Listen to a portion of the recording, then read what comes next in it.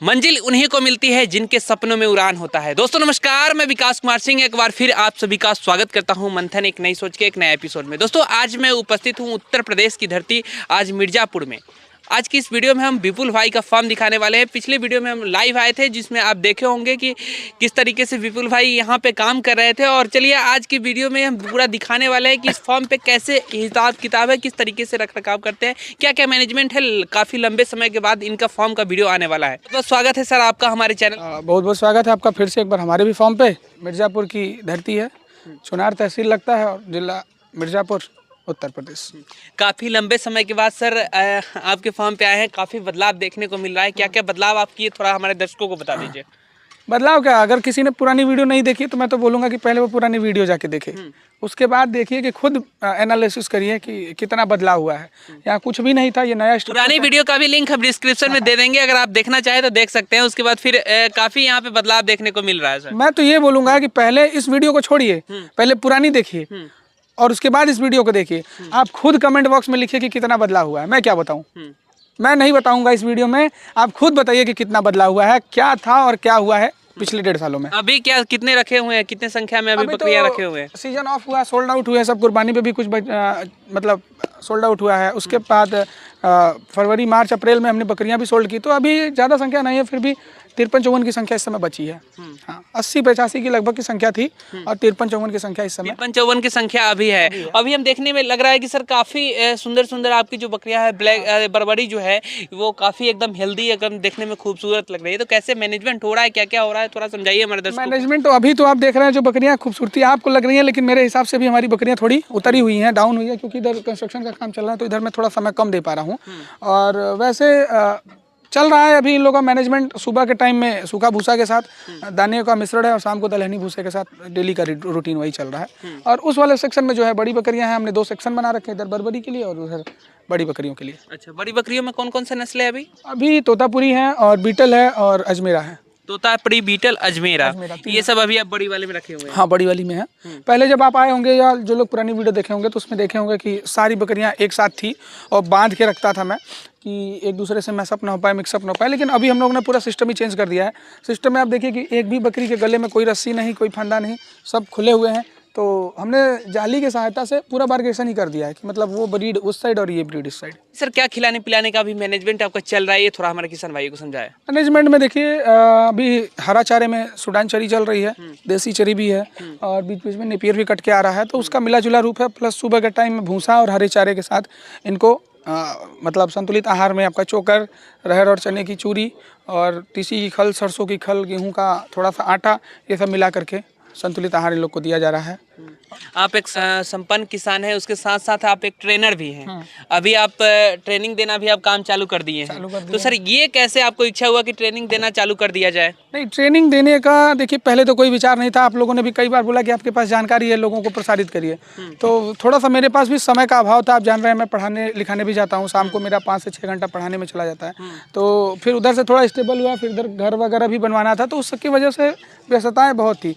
लोगों के फ़ोन आ रहे हैं कि हम जानना चाहते हैं। और सबसे बड़ी बात तो विकास जी ये है कि इस फील्ड में आने का इसलिए मन हो रहा है कि बहुत सारे ऐसे किसान हैं जो ठगी का शिकार हो जा रहे हैं, ठीक है, और साथ ही साथ ठगी का शिकार तो हो ही रहे हैं, और ये भी है कि अच्छी बकरियां जो हैं वो जानकारी के अभाव में मर जा रही हैं। जैसे कोई भी नया किसान जब फार्मिंग स्टार्ट करना, मतलब फार्मिंग करने का मूड बनाता है, तो उसको दिमाग में ये होता है कि मानिए कि हम अच्छी से अच्छी बकरी ले जाएं। अब वो अच्छी बकरी पैसा लगा करके तो खरीद लेता है, और उसके बाद जब अपने यहाँ लेके जाता है तो संभाल नहीं पाता है। अगर डिस्टर्ब हुई तो मर भी जाती हैं। तो उसमें सिर्फ उसके पैसे का नुकसान नहीं होता है। आप उसको दूसरे दृष्टिकोण से ऐसे समझिए कि जिसके यहाँ से वो बकरी ले आया, उसका भी उस बकरी को बनाने में बहुत मेहनत लगा होगा।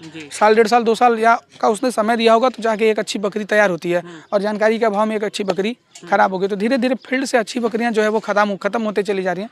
तो ये सब देख करके थोड़ा सा ये मन में आया कि लोगों को इसके प्रति मतलब जागरूक किया जाए, अवेयर किया जाए कि नहीं, आप अगर पहले बुनियादी एक शिक्षा, बुनियादी मतलब जानकारी ले करके अगर काम को शुरू करते हैं तो इसमें जहाँ से आप खरीद रहे हैं और जहाँ लेके जा रहे हैं दोनों लोगों का फायदा है। तो सुन लीजिए, ट्रेनिंग सेंटर भी अब यहाँ पे चालू हो गया है और जो किसान भाई अगर चाहते हैं कि ट्रेनिंग लेकर के एक अच्छे तरीके से एक फार्म पे रह करके ट्रेनिंग लिया जाए, एक रियल अनुभव लिया जाए, तो आप यहाँ पर आ सकते हैं और ट्रेनिंग ले सकते हैं और एक अच्छे तरीके से विपुल भाई समझाने वाले हैं ना किसानों को, एकदम प्रैक्टिकल पूरा एकदम और लिखित रूप से पूरा एकदम बताने वाले हैं ना।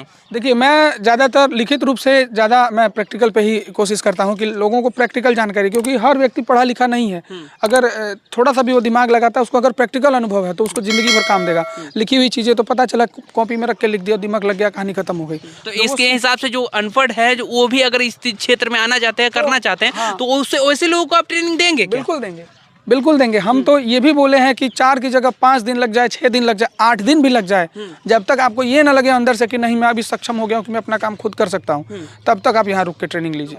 ट्रेनिंग सेंटर जो है चालू हो गया है। अगर आप रजिस्ट्रेशन कराना चाहते हैं तो बिल्कुल सर के नंबर पर बातचीत कर सकते हैं और समझ करके आप रजिस्ट्रेशन करा सकते हैं। अच्छा सर, ये बताइए, जो अभी आपके पास जो इतनी सारी बकरियां हैं, इसका साफ सफाई का मैनेजमेंट क्या है, कैसे बरसात के मौसम में अभी आप कर रहे हैं, ये थोड़ा समझाइए किसान भाई को। जो है कि सबसे बड़ा बात है कि अगर आप फार्मिंग कर रहे हैं तो आपके फार्म का जो बनावट है वही आपकी सफलता का राज है।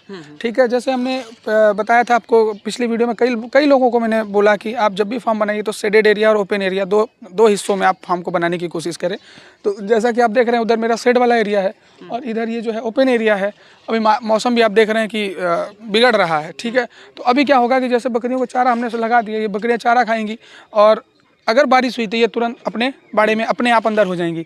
इसमें अगर आप नहीं भी हैं फॉर्म पे तो कोई दिक्कत नहीं है। तो सुबह के टाइम में जैसे आपने बकरियों को बाहर निकाला तो आप अंदर की सफाई कर लीजिए, और अगर बकरियां अंदर हैं तो बाहर की सफाई कर लीजिए। तो इस तरीके से मैनेजमेंट आप कर सकते हैं और आपको डिस्टर्बेंस नहीं होगी, इसमें समय आपका बहुत बचेगा। हाँ, तो इस हिसाब से करना जरूरी होता है। अच्छा सर, एक सवाल हम आपसे करना चाहेंगे। आप चूंकि ट्रेनर भी हैं और एक सफल किसान भी हैं, और साथ साथ ट्रेनिंग का भी आप काम कर रहे हैं, तो हमारे जो किसान भाई हैं, नए किसान भाई हैं खासतौर पे, उनको शुरुआती दौर में किस तरीके से उनका मैनेजमेंट होना चाहिए, किस तरीके से खान पान का मैनेजमेंट होना चाहिए, ताकि उनकी बकरियां भी स्वस्थ रहें और उसको किसी तरीके का बीमारी परेशानी किस तरीके का ना देखने को मिले? उस समय भी जब आप पिछली बार हमसे मिले थे तो आपने ये प्रश्न पूछा था, और बहुत लोगों का ये प्रश्न रहता है, बहुत लोगों के दिमाग में यही चीज़ परेशान करती है उनको। मैंने आपको बोला कि आप 2 ही बकरी रखिए, 4 ही बकरी रखिए या 6 बकरी रखिए, जो भी रखिए, उसको घर जैसा माहौल दीजिए। उसको ये ना लगे कि हम कहीं दूसरी जगह से आकर के यहाँ फंस गए हैं। जब बकरी आपको मानसिक रूप से अगर स्वस्थ है, तो अगर आप जैसे समझिए ना कि अगर आप मानसिक रूप से स्वस्थ हैं तो अगर मैं आपको मचान में भी सुता दूंगा तो आपको नींद बड़ी अच्छी आएगी, नींद आएगी। ठीक है, तो वैसे इनका एक खुला वातावरण दीजिए, एक माहौल दीजिए। ऐसा नहीं है कि छोटे से जगह में आप 10-20 बकरी बांध रही हैं, उसी में पड़ी है। उसको मानसिक रूप से अवसादग्रस्त मत होने चाहिए। बकरी अगर मन से खुश है, थोड़ी उछल कूद ले रही है, तो आप समझिए कि वो स्वस्थ रहेगी और टेंशन नहीं आएगी। बाकी उनके चारे पानी का अच्छा व्यवस्था करिए, कोई दिक्कत नहीं। अभी आप वैक्सीन वगैरह कर रहे हैं कि नहीं कर रहे हैं? वैक्सीनेशन का तो जो शेड्यूल है वो कंप्लीट हो गया है। मैनेजमेंट पूरा कर रहे हैं? मैनेजमेंट पूरा, इसमें तो कोई कोताही ही नहीं है। वैक्सीनेशन का देखिए, यही शेड्यूल हम हमेशा कंप्लीट रखते हैं अपने यहाँ, और साल में हम 2 बार वैक्सीनेशन करते हैं। अपना जो शेड्यूल है, हम साल में 2 बार वैक्सीनेशन करते हैं। प्री मानसून वैक्सीनेशन करते हैं मई और जून के महीने में, ठीक है। उसके बाद जो बकरियां, जैसे हमारे यहाँ जो डिलीवरी होती है मई जून में या इस तरीके का, तो उनके बच्चों को हम फिर मान के चलिए सितंबर के बाद अक्टूबर में वैक्सीनेशन करते हैं, क्योंकि 3-3.5 महीने 4 महीने का बच्चा हो जाता है तो हम वैक्सीनेशन करते हैं। और ऐसा नहीं, बहुत सारे लोग कहते हैं कि 3 महीने का बच्चा हो गया तो उसको वैक्सीनेशन करिए, 4 महीने का बच्चा हो गया तो वैक्सीनेशन। अगर आप प्रॉपर फार्मिंग कर रहे हैं, ठीक है, तो अभी आप कोई दिक्कत नहीं। महीना 2 महीना आप लेट आगे पीछे भी कर रहे हैं तो कोई टेंशन नहीं है। वैक्सीनेशन का शेड्यूल इस तरीके से रखा जाता है कि ज़्यादा से ज़्यादा बकरियां हमारी वैक्सीनेटेड हो जाए। पता चला कि कोई बच्चा, जैसे कि हमारे यहाँ, जैसे आप बकरियों में एक चीज़ और कॉमन चीज़ पाएंगे कि बकरियां अगर आप फार्मिंग कर रहे हैं तो बकरियां, ज़्यादातर बकरियां लगभग समय पर ही बच्चा देती हैं। माने कि 8-8, 10-10 बकरियां, 15-15 बकरियां एक झुंड में बच्चा देती हैं। एक टाइम पे ही हिट में आती हैं, उसी टाइम क्रॉस होंगी तो अगले टाइम उसी समय से बच्चा देती हैं। तो जैसे 10-15 बकरियां आपकी बच्चा दे रही हैं, तो 3-3.5 महीने वहाँ से आप जोड़िए, 4 महीने आप जोड़िए। अगर कुछ बच्चे आगे पीछे के भी हैं तो 10 दिन 15 दिन आप लेट भी करिए। सारे बच्चों को एक साथ वैक्सीनेशन करने का प्लान बनाइए। ऐसा नहीं है कि ये 3.5 महीने का हो गया, वो तो अभी 2.5 महीने का, तो आप 15 दिन रुक जाइए, वो भी उस कैटेगरी में आ जाए, तब वैक्सीनेशन करिए, कोई दिक्कत नहीं है।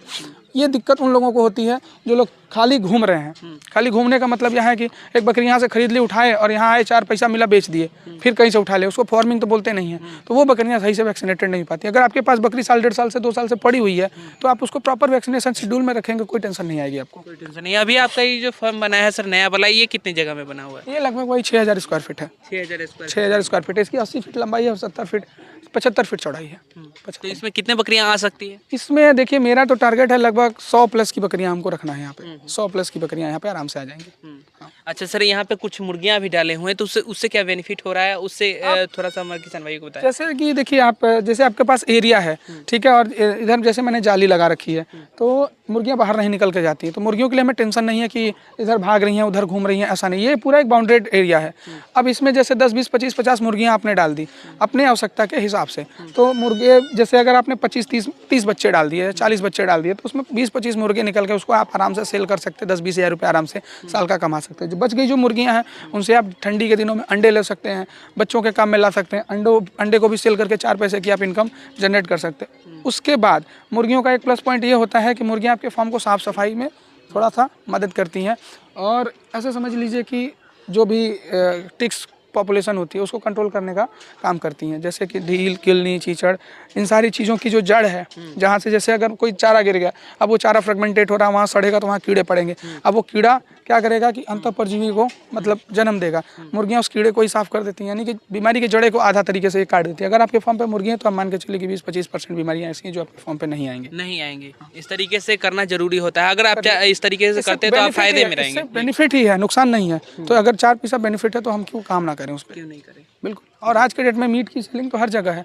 आप किसी भी फार्म पे देखिए 2-4-10 मुर्गियाँ आपको जरूर दिख जाएंगी, जो अगर सही से काम कर रहे हैं तो उनके फार्म पे 2-4-10 मुर्गियाँ जरूर दिख जाएंगी। हाँ, थोड़ी डिस्टर्बेंस होती है, चारा छीट देती हैं, फीडर में घुस के उसको थोड़ा नुकसान करती हैं, लेकिन उससे ज़्यादा ये बेनिफिट देती हैं। अभी आपके फार्म पे बकरियां और बच्चे दोनों कितने होंगे टोटल? बच्चे अगर अलग कर दिया जाए तो कितने होंगे? मदर गोट कितने हैं? मदर इस समय हमारे पास लगभग 30-31 की संख्या है। 30-31 मदर गोट 31 है। की संख्या है इस समय। सेल हो गई हैं लगभग, हमारे पास 14 मदर सेल आउट हुई हैं, तो वैसे, और बाकी 20-22 बच्चे के आसपास हैं इस समय।